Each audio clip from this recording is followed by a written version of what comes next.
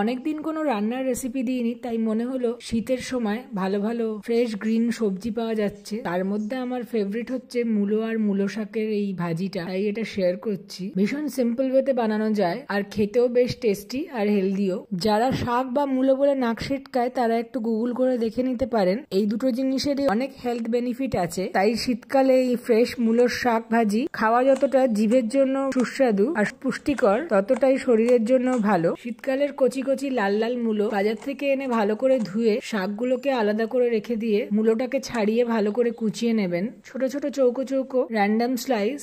আর তার সঙ্গে এই মূলো শাকগুলোকেও পরিষ্কার ভাবে বেছে ভালো করে ধুয়ে ছোট ছোট করে কুচিয়ে নেবেন। অনেকে শাক কেটে ধোয়, কিন্তু আমি প্রেফার করি ভালো করে ধুয়ে যে কোনো জিনিস কাটা। গরমকালেও মাঝে মাঝে কচি মূলো শাক পাওয়া যায়, ওই সময়ও বানিয়ে নিতে পারেন এই রেসিপিটা।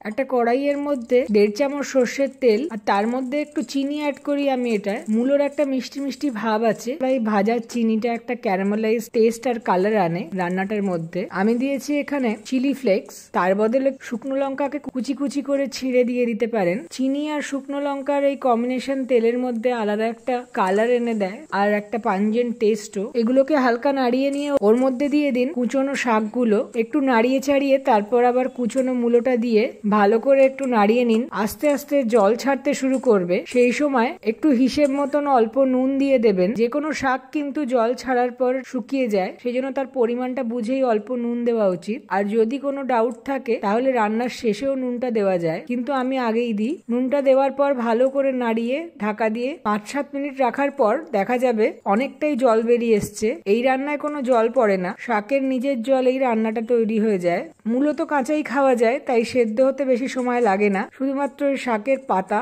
আর শক্ত এই ডাঁটাগুলোর জন্য একটু সেদ্ধ করাটা দরকার। বেশ ভালো করে নাড়িয়ে আবার 5-7 মিনিট ঢাকা দিয়ে রাখতে হবে। তারপর ঢাকা খুললেই দেখা যাবে জলের পরিমাণও অনেকটাই বেরিয়েছে আর শাকের কালারটাও চেঞ্জ হয়ে গেছে। তখনই বুঝতে হবে শাকটা সেদ্ধ হয়ে গেছে। হাতে করে চিপেও একটু দেখে নিতে পারেন।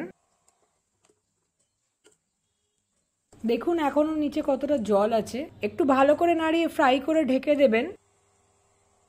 তারপর ঢাকনাটা খুলেই আস্তে আস্তে নাড়াতে নাড়াতে শাকটাকে শুকিয়ে ফেলুন। লাস্টে হাই ফ্লেমে একটু ভেজে নিয়ে তারপর গরম গরম ভাতের সঙ্গে সার্ভ করলে খেতে দারুণ লাগে এই মূলো শাক ভাজা।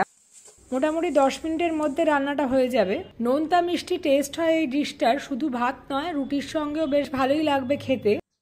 আপনারা বানিয়ে খেয়ে জানাবেন কেমন লাগলো।